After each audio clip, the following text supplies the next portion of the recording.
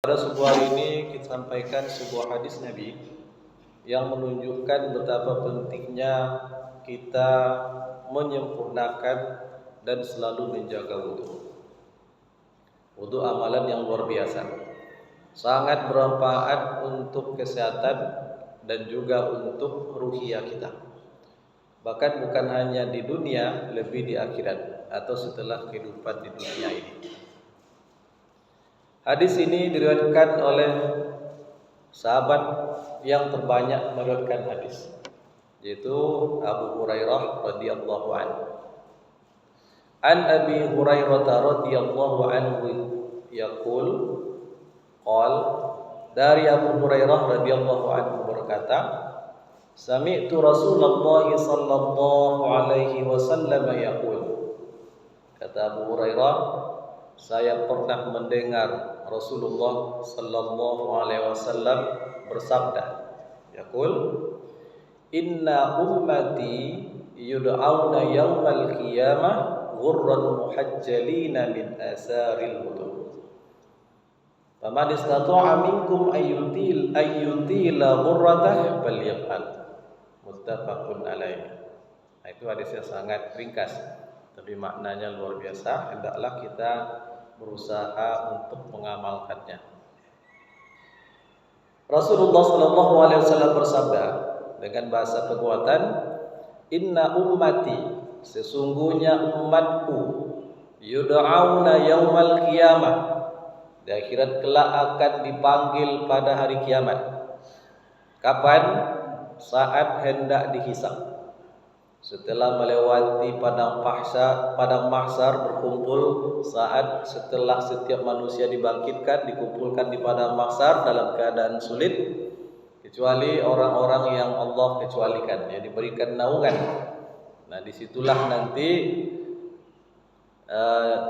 ketika Rasulullah bersujud atau memohon kepada Allah, menghadap ke arasnya agar Allah segera mengadili manusia. Nah, maka barulah Allah turun untuk mengadili manusia. Nah, manusia akan diadili, dihisab. Bukan diadili tapi dihisab ya. Dihisab satu persatu, face to face. Semua orang akan berhadapan langsung dengan Allah satu persatu. Itulah saat pengadilan atau penghisaban. Allah menghisab atau Allah mengaudit semua fasilitas yang pernah diberikan selama kehidupan dunia. Waktu yang diberikan akan diaudit. Fasilitas fisik akan diaudit. Akal yang diberikan, hati yang diberikan, lisan, syahwat, kemudian anggota tubuh semua akan diaudit. Harta yang diberikan akan diaudit. Kemudian ilmu yang diberikan akan diaudit. Nah, saat diaudit itu, saat dihisab itu, mereka dipanggil satu persatu. Jadi Rasul menegaskan, sesungguhnya umatku dipanggil pada hari kiamat. Ini khusus umat beliau dalam keadaan ghurran muhajjalin, itu bercahaya, sehingga dari situlah Rasulullah bisa mengenal umatnya. Ghurran itu cahaya yang muncul atau terlihat dari kening, karena kening itu tempat sujud. Kemudian anggota tubuh pertama yang dibasuh saat berwudu. Ghurran, kening yang bercahaya. Kemudian muhajjalin itu tangan dan kaki yang bercahaya. Tangan dan kaki yang bercahaya. Di akhirat kelak cahaya itu sangat dibutuhkan. Nah, yang dihisab di akhirat kelak itu hanya orang mukmin dan orang munafik. Kalau orang kafir kan tak ada yang dihisab. Mereka langsung masuk neraka tanpa hisab. Tapi orang mukmin, orang munafik dihisab. Nah, orang mukmin itulah akan mengeluarkan cahaya. Setelah dihisab itu di mizan, kemudian dengan cahaya itulah mereka menuju Shiratal Mustaqim. Jadi dengan cahaya itu mereka menuju Shiratal Mustaqim, sementara orang-orang munafik tidak punya cahaya dalam kegelapan di akhirat kelak. Orang yang terang cahayanya akan lebih cepat bisa menuju Shiratal Mustaqim yang terbentang di atas neraka Jahanam. Di seberangnya ada surga. Nah, jadi dalam hadis ini sesungguhnya umatku di akhirat kelak akan dipanggil ghurran muhajjalin dalam keadaan bercahaya, keningnya, kedua tangannya, kedua kakinya. Kenapa kening dan kedua tangan dan kaki bercahaya? Kata Rasul, min asaril wudu. Disebabkan karena bekas-bekas wudu. Jadi karena wudu yang dilakukan dalam kehidupan dunia inilah yang menjadikan seorang mukmin itu nanti bercahaya. Tentu semakin terang cahayanya, semakin mulia dia. Semakin cepat, semakin terlihat cepat oleh Rasul. Karena Rasulullah akan mengenal umatnya di akhirat kelak itu dengan cahaya yang terpancar dari anggota tubuhnya itu. Maka Rasulullah pesankan, "Faman istata'a minkum ayyutila ghurratah falyaf'al." Siapa di antara kamu yang sanggup untuk memperpanjang atau memperluas cahayanya itu lakukanlah.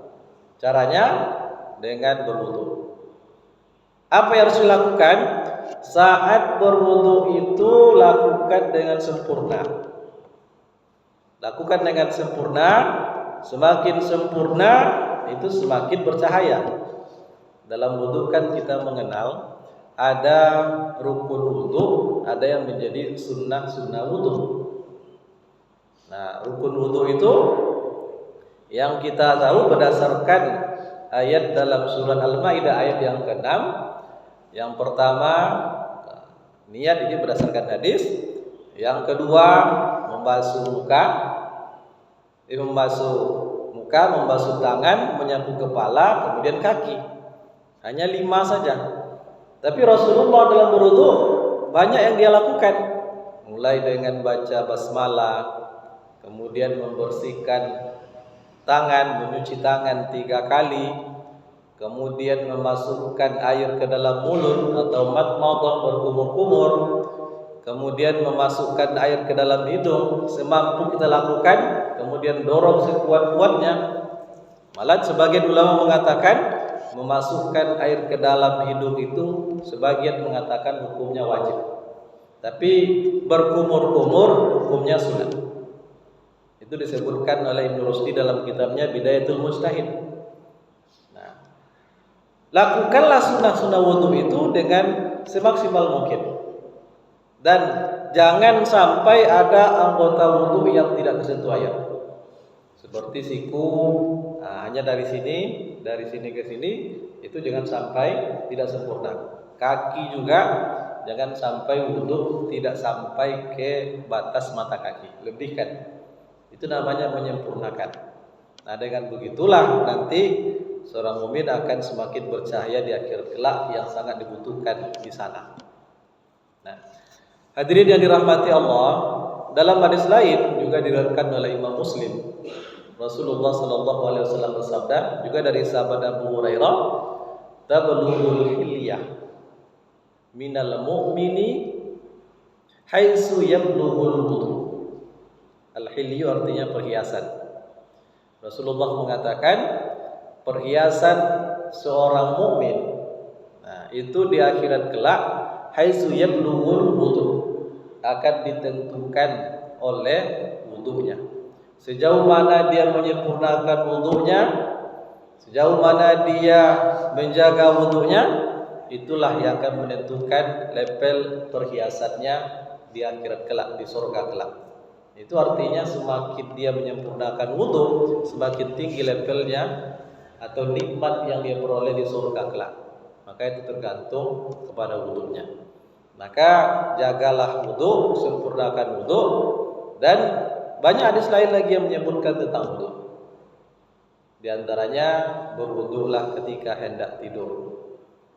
Sehingga orang yang berwudu ketika hendak tidur itu malaikat akan selalu menjaga dan mendoakannya. Jadi kemuliaan yang luar biasa. Karena seseorang tidak sadar apa yang terjadi saat dia tidur, maka serahkan diri kepada Allah dengan cara berwudu, baca doa, baca ayat yang diajarkan, Allah akan menjaga, malaikat akan menjaga dia.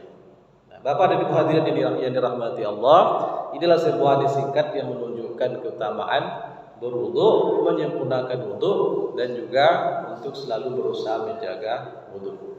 Demikian yang dapat kita sampaikan, mudah-mudahan bermanfaat. Assalamualaikum warahmatullahi wabarakatuh. Wassalamualaikum warahmatullahi wabarakatuh.